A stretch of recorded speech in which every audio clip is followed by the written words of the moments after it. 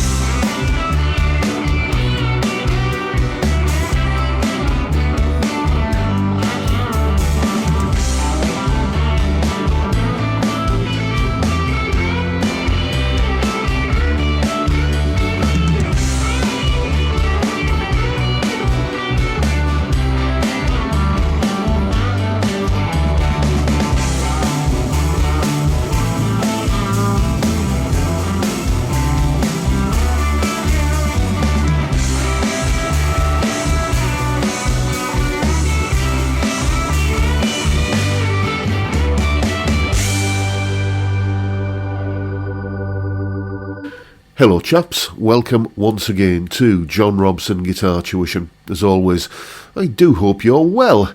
It's Wednesday today, which means we're dealing with a viewer's question. And before we go any further, I'll just mention that if you have any questions of a guitar or music-related nature, then get in touch. You can see the website address there at the top of the screen.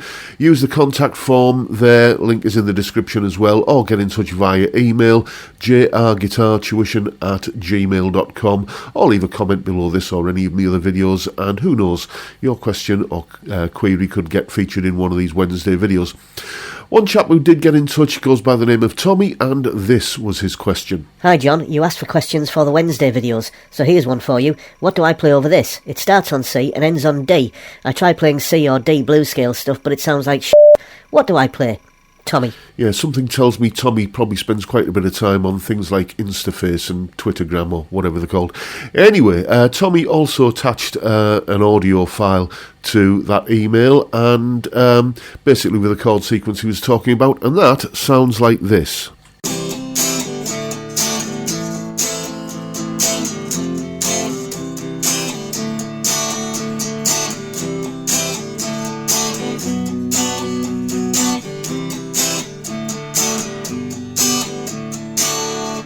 So what I did was I turned that chord sequence that Tommy sent me into a jam track, and that's what I was playing over at the top of the video. And to answer Tommy's question about what do you use to play lead guitar over that chord sequence, or how can you tell what scale or what key you're in to play lead guitar? Well, there's basically a little thing that you can do which is super simple and very easy to do once you know how to do it. So here is the explanation. Okay, this is quite a common misconception when it comes to playing lead guitar and knowing what key you're in. It actually doesn't really matter what the key is, or that's of secondary importance if you're playing with a pentatonic scale. We'll come to that in a moment. And this chord sequence anyway, which we're going to look at in a second, is kind of moving between two different keys anyway. So there's a borrowed chord in there, essentially. So let's have a look at the chord sequence, what we've got. We've got a C chord, going to a D, going to an A minor, and then an F to a C, to a D, then C to D again, into B minor, then C to D again, and then G to D. So we're, as I say, all of those chords come from the key of G major, but there's a borrowed chord in there, that F chord that comes in there. As I say, the key isn't strictly relevant if you're going to be playing with a pentatonic scale, which, since Tommy mentioned blues scales, I'm kind of imagining that's the sort of approach he was wanting to take.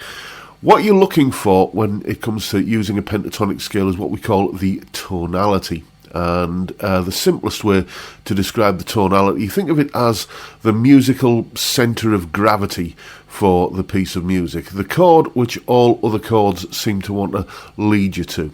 And the easy way to find that is just to play through the chord sequence, which I'm going to do in a second, and see which chord sounds good at the end. See which chord gives it an air of finality, like it's come home to land. And it's quite obvious which one that is when you try out a few options. So here's the chord sequence, maybe finishing on an A minor.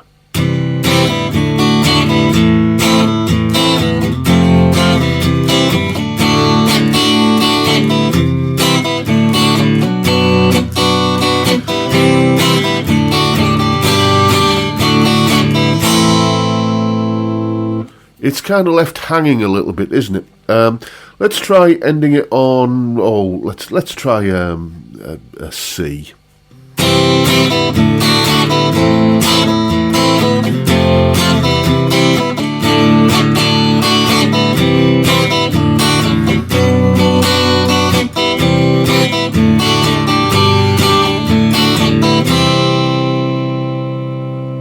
Again, it's like it's expecting, it feels like it needs to move on to something else. Let's try a G chord at the end.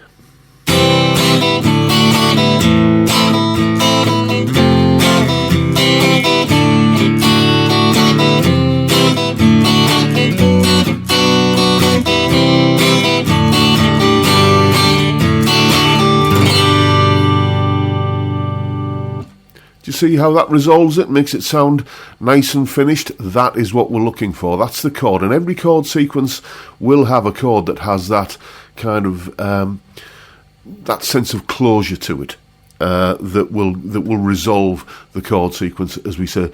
And it's that chord that determines the pentatonic scale that you use. So because G major is the chord which makes this sound finished, essentially, that is the tonality, that is the pentatonic scale we use.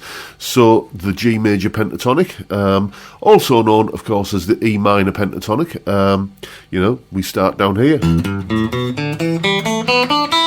There's the first pattern. Second, third, fourth, fifth, and then back to the first pattern again, an octave higher, and so on.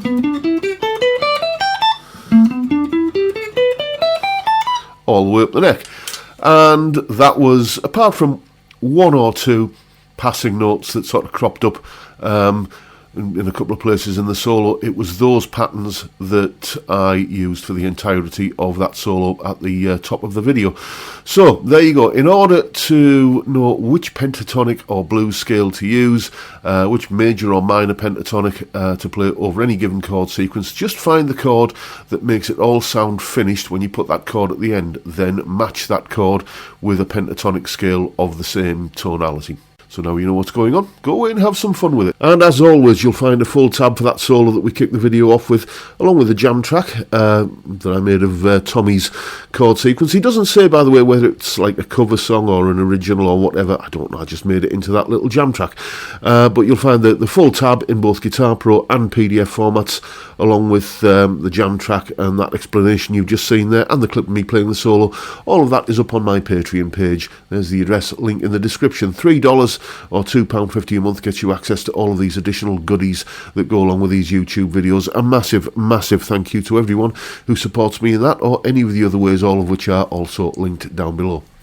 And that's pretty much it for today, folks. Hope you found the video informative and useful in some small way, and if that's the case, please hit the subscribe button and the notification bell if you haven't already done so. And why not drop me a like while you're at it? Don't forget the live stream every Friday, 5 PM UK time. We drink beer and talk about music and guitars. Great way to kick off the weekend. I'd love to see you there if you can make it. But for now, I'll bid you all a good day and say thank you so much for watching. Thank you for your time. Look after yourselves, folks. Stay well, stay safe, and above all, stay sane. Bye for now.